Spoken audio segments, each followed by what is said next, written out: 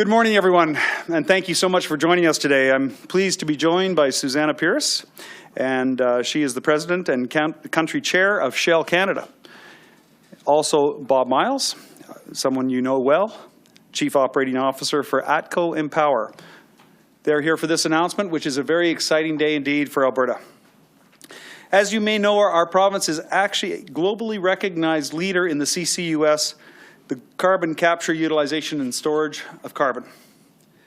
In fact, we're moving as quickly as anywhere in the world to develop this technology, and we're doing a great job with our industry partners.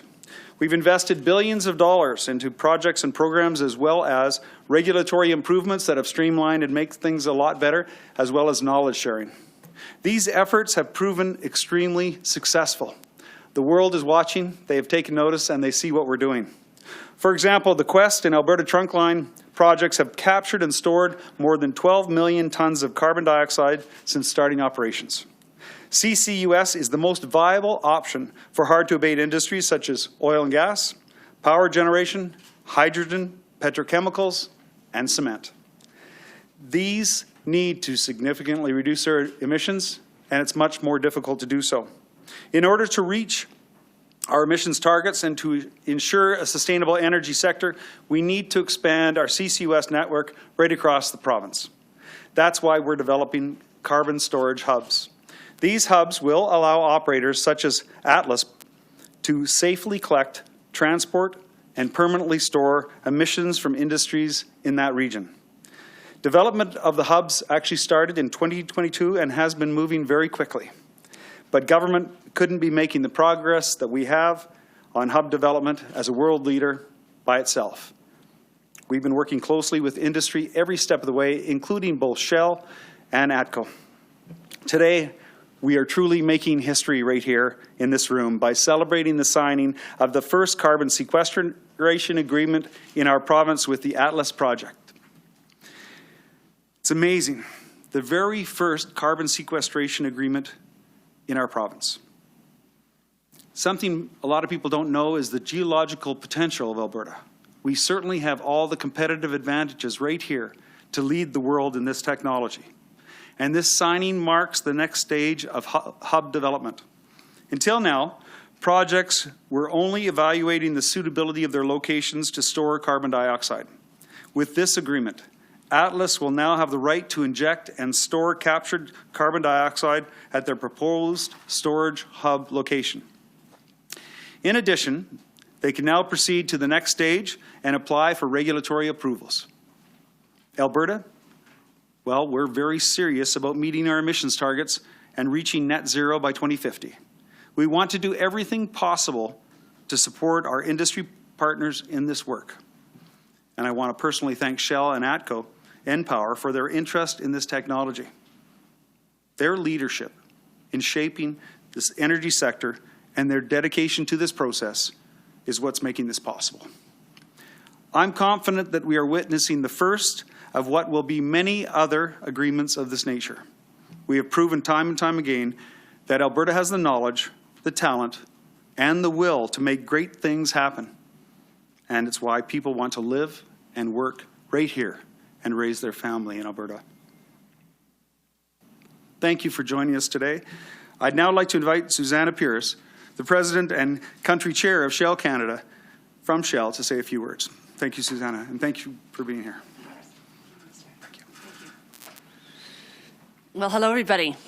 In the spirit of reconciliation, I'd like to start by acknowledging that we live, work, and play, and we're signing here today in the traditional territories of the Blackfoot Confederacy, the Siksika, the Kainai, and the Piikani, the Tsuut'ina, the Stoney Nakoda Nations, Chiniki, Bearspaw, Goodstoney, and the Métis governments, Districts 5 and 6, and of course all of us who make our homes in the Treaty 7 region of southern Alberta. We are immensely grateful to be here today to celebrate this important milestone in Alberta's, ATCO's, and Shell's CCS journeys. CCS has the potential to be a generational opportunity for the province, creating the possibility for significant new economic development while providing a pathway to address emissions for decades to come, using proven technologies that are available now. The CCS framework Alberta has worked to develop, including the carbon sequestration agreement we are signing today, has set a very strong foundation for this nascent industry to grow, providing the regulatory certainty needed to unlock investment while ensuring meaningful rules are in place to protect the needs of Albertans now and into the future. We are very proud to have announced our final investment decision on the Atlas Carbon Storage Hub a few weeks ago, alongside our partner ATCO. We are also very proud to have announced Atlas's first customer, Shell's Polaris project, which is designed to capture approximately 650,000 tons of CO2 per year from the Shell-owned Scotford refinery and chemicals complex. Both Polaris and Atlas build on the success of Shell's Quest CCS facility at Scotford, which has safely captured and stored more than 9 million tons of CO2 since 2015. Our intent is to use our experience in CCS to work with even more customers on sequestering CO2 through the Atlas Hub in the years to come.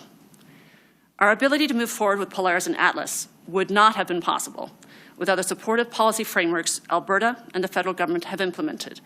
The CCUS investment tax credit and the Alberta Carbon Capture Incentive Program, in particular, were instrumental in our decision to invest.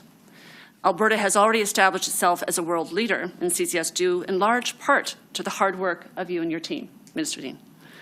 We thank you for all you have done to make today possible and look forward to our continued work together in advancing this next chapter of CCS in the province. And I'd also like to close in thanking our partner ATCO for all of the due diligence that we've worked on together since we started working on together, and of course the Shell team, some of whom are represented here today and some of whom are not. Thank you so much.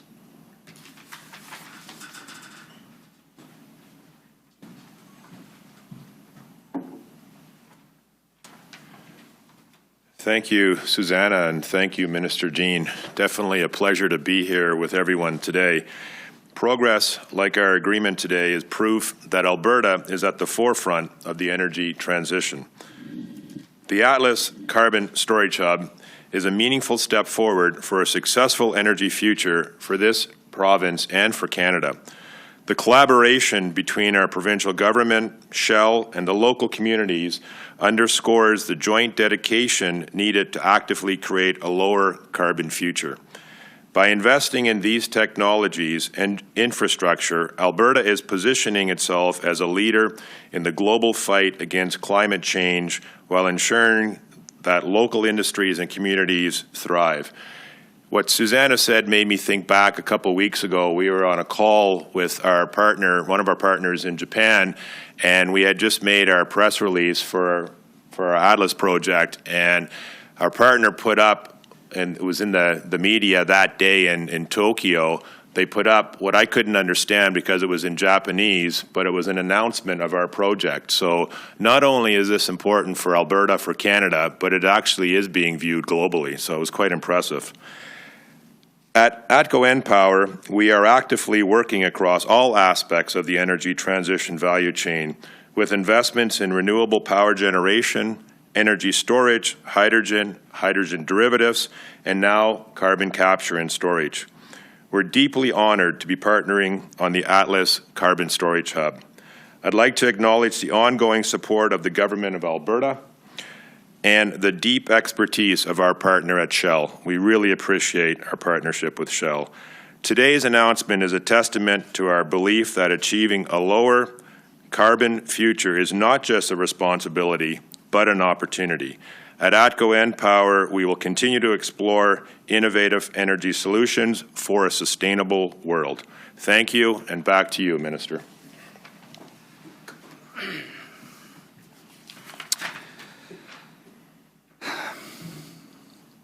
Well, folks, that is great news indeed. I think a lot of people don't realize how important this actually is, and I'd like to thank you both and thank your respective companies and in fact the government team as well, because they have been they've certainly shown initiative, and it's good to see all hands on board. So now I'd like to invite you please, and we'll be signing the documents officially, and then we'll take questions.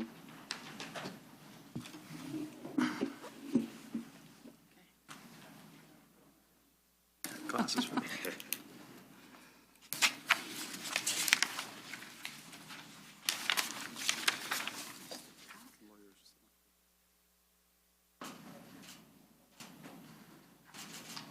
Thank you.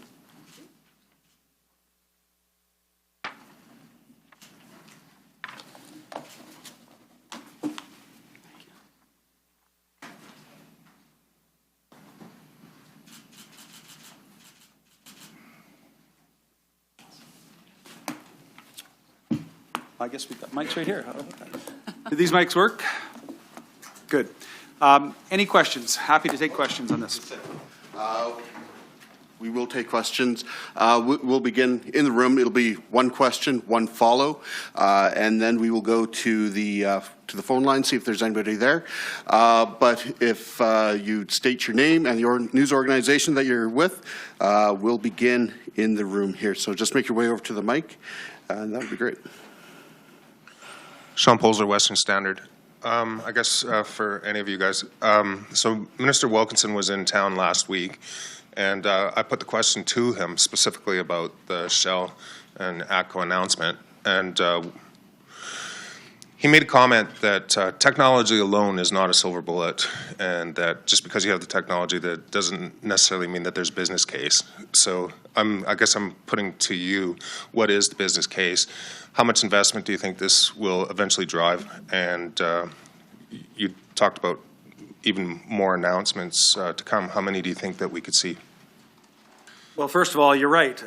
It doesn't just take a dream, it takes action. And we're seeing action here today by the Alberta government and both by these two great corporate citizens, we're seeing action. You know, we're going to see a number of projects be announced over the coming months. We'll see how many, but you know, we've reached a point where we've got a standard set of principles and documents for this particular endeavor, and we have some very senior multinational corporations that know what they're doing, and I think it certainly shows that Alberta can form great partnerships that are going to be very good for Alberta, for Canada, and the world, and that's exactly what we're doing. We're making it clear that it's about action. Please. Sure, and I'll just add that, you know, indeed, technology that we're using is proven. It's been proven here also in Alberta, how to do CCS. From our perspective, we see it as an important part of our strategy to decarbonize. It's certainly an important part of decarbonizing industrial emissions as we see it under the Paris Agreement. For Shell, it's also something where we see this as something customers want, which is why we're partnering with ATCO to invite customers to sequester their emissions, you know, in our hub. And then finally, what we also see here in Alberta and federally is supportive regulatory and fiscal frameworks, which is another critical component for this project to move forward. Sean, right? Yeah. The only thing I'd add to that, because I agree with the comments that have been made, is just the global, you know, kind of view and perspective on all of this. This is one component to be able to not only capture CO2, but also to enhance and you know, develop an industry globally. And so when I look at Southeast Asia, there's a lot of interest in what we're doing here, and the economics there do make sense, and there's a lot of government support in other jurisdictions as well. And some, if I can, Sean, just very quickly, some things people don't understand is that Alberta is probably the best jurisdiction in the world to do it, not only from a regulatory and legal standpoint, but also just the geology and the expertise here. We are world leading, and we intend to stay there. When we talk about the economics, there's some criticism that maybe it's too expensive. What are some of your response to that? Like, would we see costs coming down over time? You know, I imagine, is it kind of like one of those falling hockey sticks? For certain. I mean, in all projects like this, we've seen the oil and gas sector be successful, and they have over time cut costs in almost every performance indicator. So there's no question costs will come down over time and make it much more economical. But there is also the other question: what can we do with this asset that we're storing in the ground? And I say asset because it is an asset. Right now, Heidelberg's using it to make cement more solid. There's other opportunities for use around the world right now, and there's more R&D taking place in relation to the uses that we could have for this carbon. So this is an asset, and we see this as a future asset for the people of Alberta and the people of Canada. Yeah, I would agree that I think even with Quest alone, we've identified some capital cost efficiencies. So the more that we develop the technology, the more that we learn how we do it more effectively, the more we become more efficient with our capital, and costs will go down. I kind of agree totally with what Susannah's saying. As one of the things that we really considered when we were looking for a partner is the expertise that Shell brought to this and the learnings that Shell had from their Quest project. So I do think the costs have come down over the last decade. We think there's opportunities to bring the cost down further as we move forward. Thank you. Right. Next question.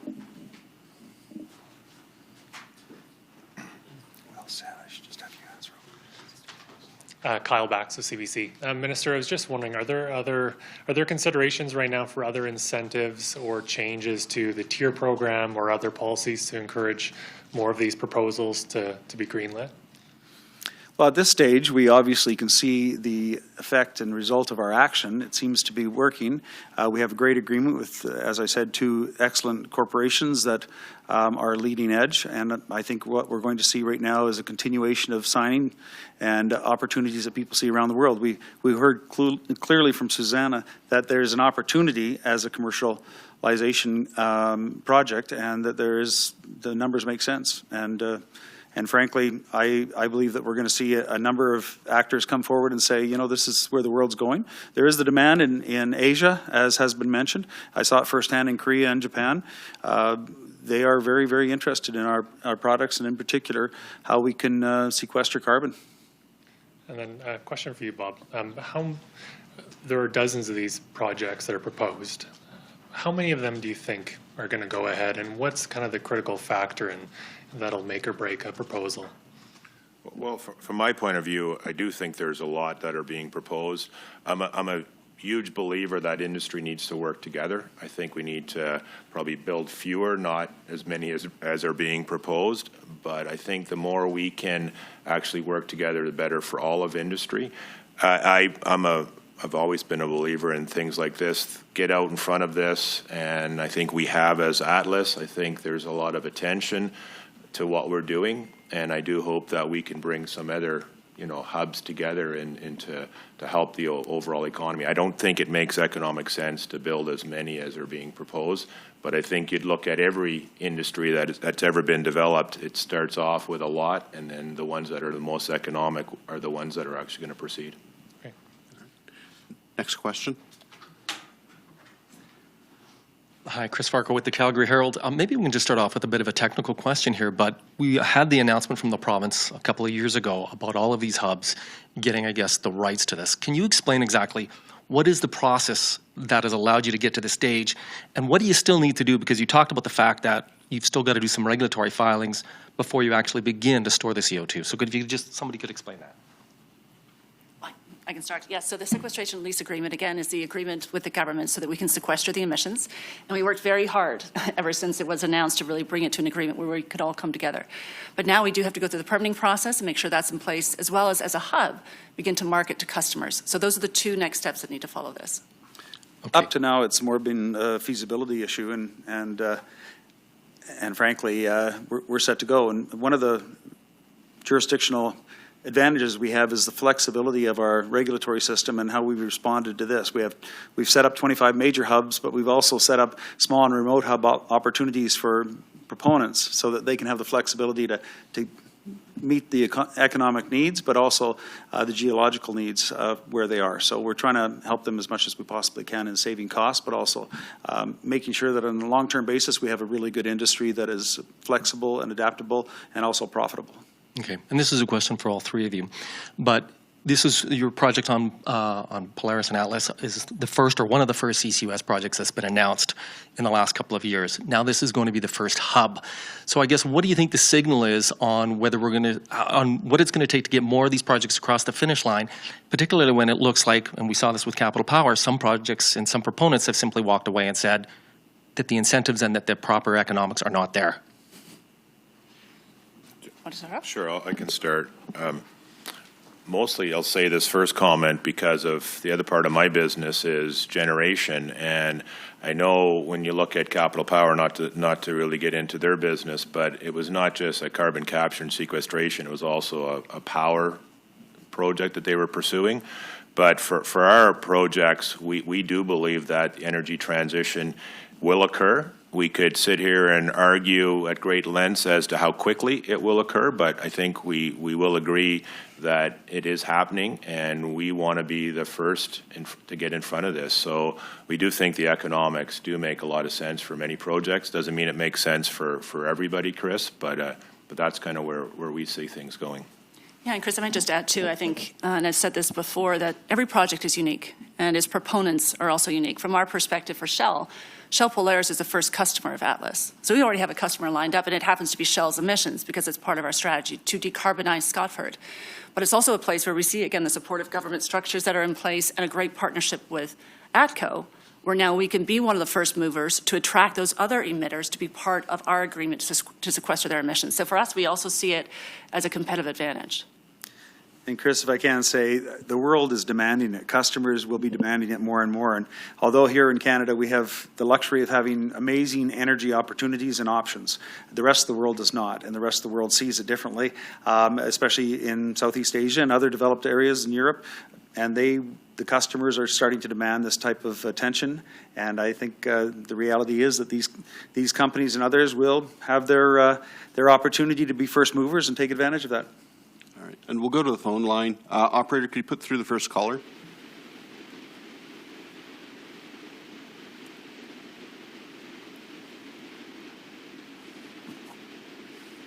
I can answer that. Okay. All right, we'll go back to the room. Are there any more questions? Okay, then this wraps up the press conference for today. Thank you, everybody, for coming out. Are you allowed to do that without a Yahoo? Okay, just checking. You can do it. Yahoo! Yahoo! Yahoo!